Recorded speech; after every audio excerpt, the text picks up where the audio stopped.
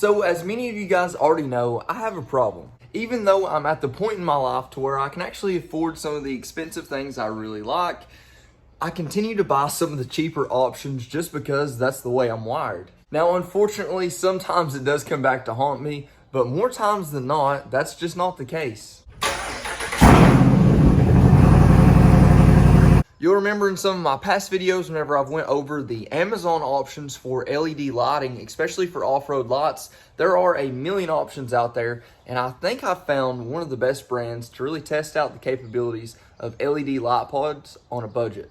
And of course, these lights are from Novasight. So just like many of the other lights I've tested out in the past from this company, they come packaged pretty nicely in this tight little box. Now, these are a little bit different. They do have a completely different appearance, and they seem even a little bit more heavy duty than the last set, which is saying a lot. So this is a 4-inch pod, but the setup's a little bit different. And on this wiring kit, something you'll see that's a little bit different is the actual switch right there.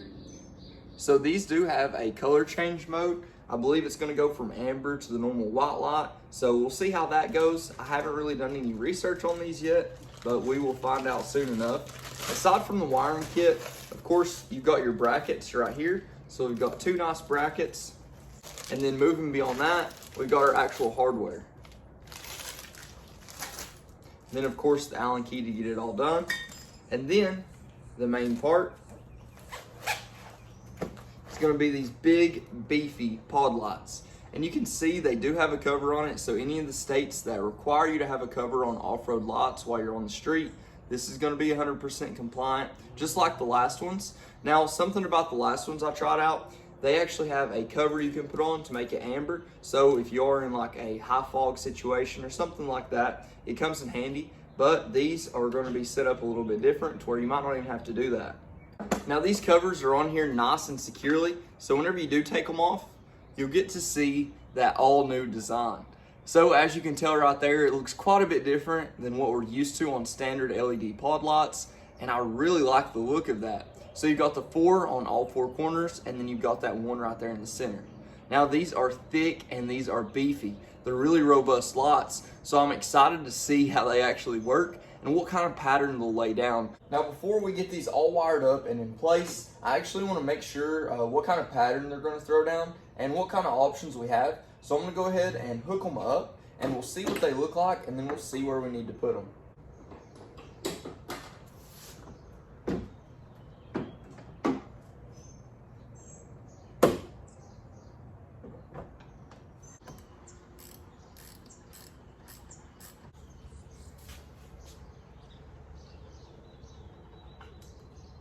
So now let's see what these things look like. You'll see on this switch, like I said, it looks a little bit different. So we will press them. It looks like you've got individual ones. So that's on right there, back off, on right there, and off.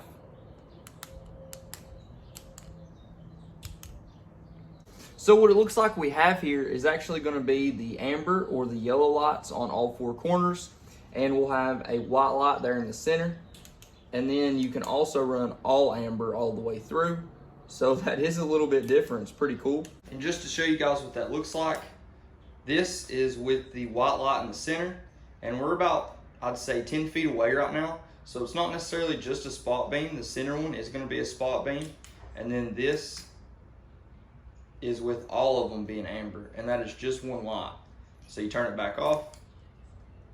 And then that's the one with the white light in the center. And then that's all amber. So that's a pretty wide spread right there. In all honesty, I was expecting it to be a bit more narrow, and I'm happy to see that, especially with the amber lights, because you don't necessarily want just a spotlight with amber lights. You want it to spread out a little bit, that way it can disrupt the fog or whatever you're driving through. So that's pretty impressive. So now that we know how they work and where they really need to be set up, I would like to have these on the front bumper. Now I have some floodlights on the front bumper now. I do kind of want to turn these floodlights out. That way I can get a wide span on the sides, because these really just fill everything up with light and it just doesn't go too far. So it'd be great to see everything on the sides whenever you're on a dark trail. And then these would be great to have on the front, because even on the street, I could use these to cut down the fog and everything like that. Be extremely helpful. I've just got to figure out where to put these at. But before we do that, we've got to address a major issue with the Jeep. So as you guys can see, I have the two-piece fender basically removed down to one piece, just the color match piece and no inner fender well liner.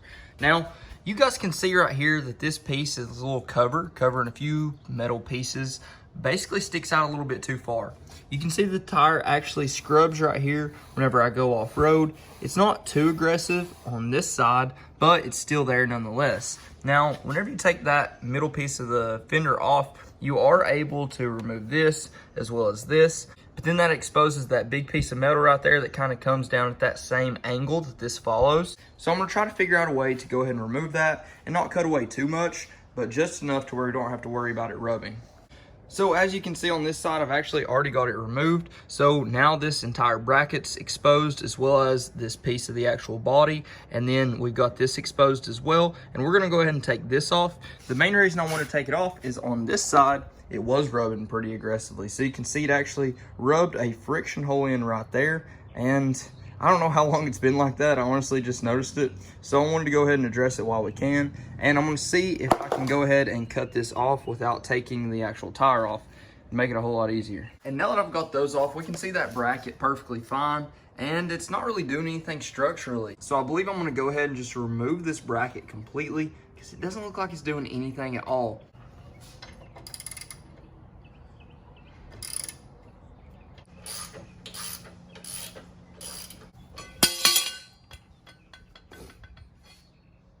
So now that we've got both those brackets off, what I'm gonna do for now is actually just cut a small section out of it, probably about like that right there, simply because I don't know what aftermarket fenders I'm gonna have yet. And whenever I do have those aftermarket fenders, I'm gonna cut it flush to it. So for now, we're just gonna cut it about right there.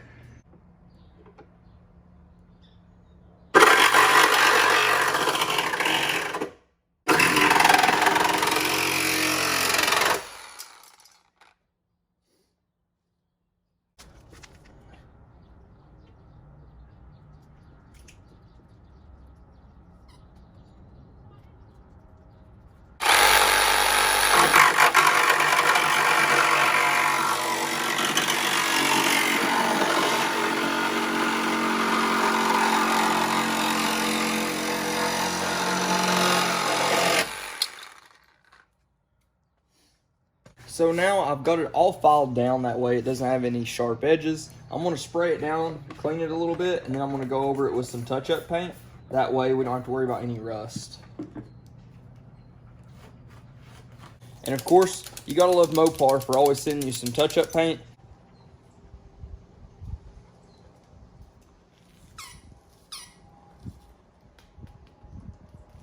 And while we're at it, I'm gonna go ahead and touch up my rock sliders that I never did touch up after I cut. They're starting to rust a little bit, so it'll be better to go ahead and cover them up.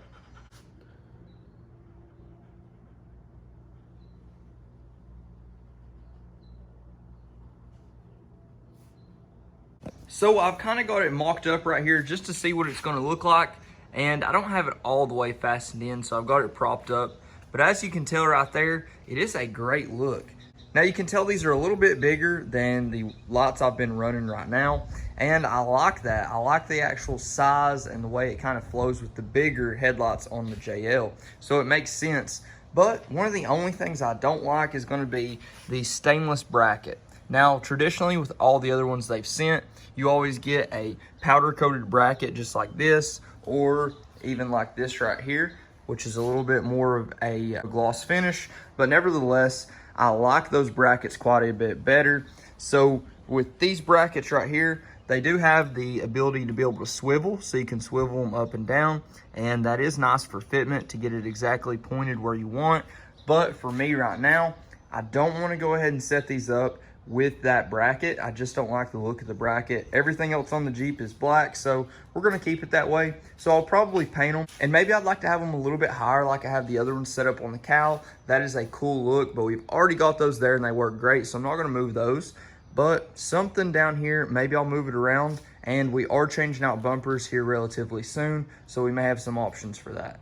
So all in all, these lights from Novasight are pretty awesome. I love the functionality of being able to just switch between having the full amber and still having that white light whenever you need it in more of a spot beam. It's an extremely unique design, and I really like the look of these. So I'm excited to find a new way to mount these up to the Jeep, find a new solution, see what I'm gonna move around. But for now, I'm gonna keep the current setup until I can figure that out.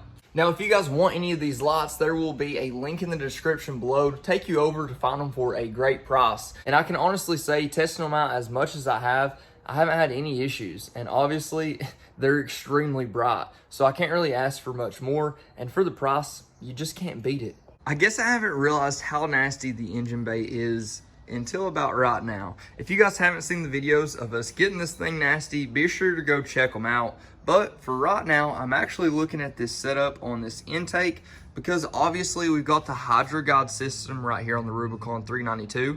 Now I am looking for a cold air intake, and there are a few different options. So I've seen K&N actually came out with a full kit to replace this. So did SMB and also AFE. So there are a few different options out there, and I'm trying to figure out which one's gonna work best for, you know, this specific application. For right now, it actually looks like K&N's kit actually gives you the most power. So it would replace this entire assembly right here. So I am looking at that. But if you guys have any experience with those intakes yourself for the Rubicon 392, be sure to drop that down below to help me make my decision just a little bit easier. If you guys haven't already, please like, comment, subscribe. Let me know what you think. Let me know what you want to see next. But until then, Godspeed.